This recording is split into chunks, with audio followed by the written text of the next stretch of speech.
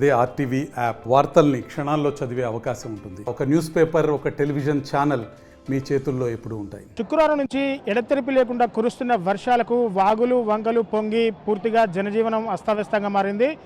పూర్తిగా ఖమ్మం నగరంలోని మున్నేరు ఉధృతంగా ప్రవహించడంతో 26 అడుగుల వద్ద మున్నేరు ఉధృతంగా ప్రవహిస్తుంది. మున్నేరు బ్యాక్ వాటర్ అంతా కూడా ఒక్కసారిగా కాలవొడ్డు రోడ్ల మీదకి ప్రవహించడంతో అక్కడ నివాసం ఉంటున్న ప్రజలంతా కూడా ఒక్కసారి ప్రాణాలని అరచేతులు పెట్టుకొని ఆ పునరావాస కేంద్రాలకు తరలి వెళ్లే దిశగా వారు ప్రయత్నం చేస్తున్నారు. ఇంకా పునరావాస కేంద్రాలు ఇంకా ఏర్పాటు చేయలేదు. ఎందుకంటే బోట్లు, ఎన్డీఆర్ఎఫ్ బృందాలు బోట్లు అలాగే రాక కొంత ఆలస్యం అవుతుంది. ఎందుకంటే అటు ఎక్కువ భద్రాచలము, అటు ఆంధ్ర ప్రాంతాల్లో ఎక్కువగా వర్షాలు కురుస్తున్నాయి. అక్కడ కూడా రెస్క్యూ టీం అవసరం కాబట్టి కొంతమంది ఎన్డీఆర్ఎఫ్ బృందాలని ఇక్కడికి తీసుకురావడంలో కొంత సమయం జాప్యం జరుగుతుందని చెప్పేసి కూడా ఇక్కడ నివాసం ఉంటున్న ప్రజలు ఆపుతున్న పరిస్థితి కనబడుతుంది. సో ప్రస్తుతం మనం ఖమ్మం నగరంలోని ఆ కాలవొడ్డు ప్రాంతం దగ్గర మనం ఉన్నారు. కాలవొడ్డు ప్రాంతంలో ఒక్కసారిగా వరద ఉధృతి ఇదంతా కూడా ఆ మున్నేరు బ్యాక్ వాటర్ అంతా కూడా ఒక్కసారిగా ఫ్లడ్ ఎక్కువ అవడంతో మున్నేరు ఫ్లడ్ ఎక్కువ అవడంతో ఒకసారిగా బ్యాక్ వాటర్ అంతా కూడా ఆ ఖమ్మం ప్రధాన రహదారి మీద ప్రవేశిస్తున్న ఆ పరిస్థితి ఇక్కడ చూసుకోవచ్చు. సో ప్రజలు ఇక్కడ ఎక్కువగా అంటే వాళ్ళు మున్నేరు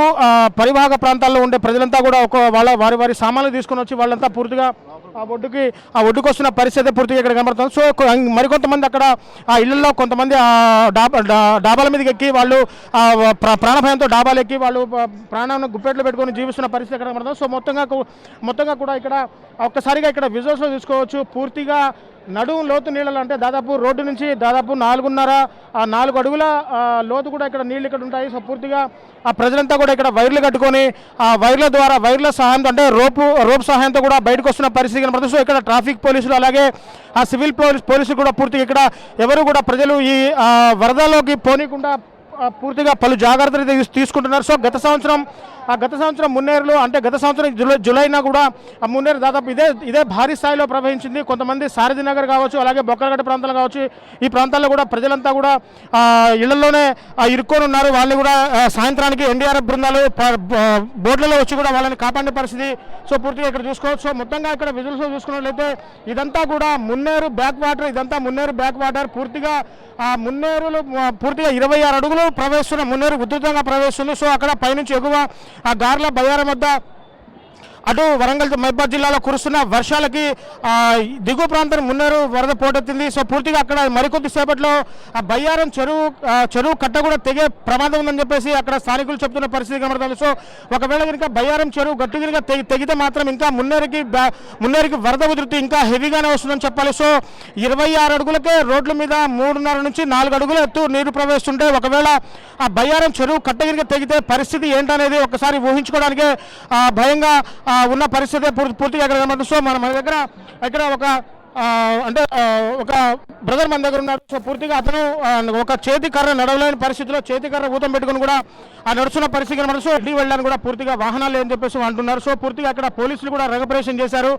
వరదల్లో కనుక ఏ ఒక్కరిని కూడా వరదల్లో ఉంచిని కూడా పూర్తిగా అందరినీ సేఫ్గా ఒడ్డుకు పంపించే ప్రయత్నాలు అయితే ఇక్కడ ముమ్మరంగా చేస్తున్నాయి. సో ఇక్కడ గుర్రబండి కూడా వరదల్లో చిక్కుకొని ఉన్న పరిస్థితి అక్కడ చూసుకోవచ్చు. ఎటు చూసినా నీళ్లే కనబడుతున్నాయి. పూర్తిగా వానలు తెలంగాణ రాష్ట్రాన్ని ముంచెత్తుతున్నాయా అన్న విధంగా వర్షాలు గత శుక్రవారం నుంచి కూడా ఇప్పటి వరకు ఎడతెరిపి లేకుండా కురుస్తున్న వర్షానికి జనజీవనం పూర్తిగా అస్తవ్యస్తమైంది. రోడ్లన్నీ కూడా జలమయమయ్యాయి.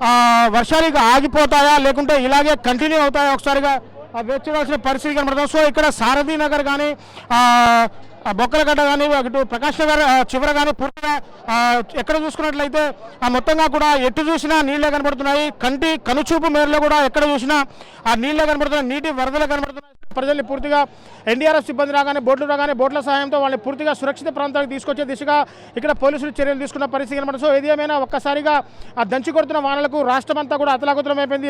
ఇటు 2 తెలుగు రాష్ట్రాలు కూడా జోరు వర్షాలు పడడంతో ఎక్కడికక్కడ జనాలు కూడా ఇళ్లలోనే ఉండిపోవాల్సిన పరిస్థితి కనబడుతుంది. పూర్తిగా రవాణా సౌకర్యం కూడా పూర్తిగా క్లోజ్ అయిపోయింది. ఏ ఒక్క వాహనం కూడా రోడ్డు మీద రావడానికి లేకుండా అయితే తయారైంది. పూర్తిగా అక్కడ సూర్యాపేట దగ్గర అంటే పాలేరు నది పరివాహక ప్రాంతాల్లో అక్కడ పాలేరు అలుగు పోస్తుండటంతో నాయకుని కూడా వద్ద పూర్తిగా సూర్యాపేట హైవే మీద అంటే సూర్యాపేట పాత హైవే మీద రాకపోకలు పూర్తిగా నిలిపేస్తారు. సో ఇక్కడ ఖమ్మం హైవే ఎంట్రీ దగ్గర కూడా పూర్తిగా రోడ్లు నీళ్లు రోడ్డు మీదకి ప్రవేశిస్తున్న పూర్తిగా అక్కడ కూడా రాకపోకలు నిలిపేస్తున్న పరిస్థితి కనబడుతుంది. సో ఎక్కడ కూడా ఇటు పల్లిపాడు ఏనుకూరు రహదారి మధ్యలో కూడా రాకపోకలు నిలిపేస్తారు. లో లెవెల్ వంతెనలు చెప్తాలు ఎక్కడున్నా కానీ ఆ ద్విచక్ర వాహనదారులు కానీ ఆటోలు కానీ ఎట్టి పరిస్థితుల్లో ఆ లో లెవెల్ వంతెనలు కానీ చెప్తాలు కానీ దాటే సాహసం చేయొద్దని చెప్పేసి కూడా చెప్తా ఉన్న పరిస్థితి కనబడుతుంది. సో భట్టి విక్రమార్క ఇప్పుడే 12 గంటల సమయంలో అధికారులతో వీడియో కాన్ఫరెన్స్ ఈ వరదల దృష్ట్యా వీడియో కాన్ఫరెన్స్ అధికారులతో సమీక్షా సమావేశం ఏర్పాటు చేసుకున్నారు. సో పూర్తిగా ఎటువంటి ప్రాణ నష్టం కానీ జంతు నష్టం కానీ జరగకుండా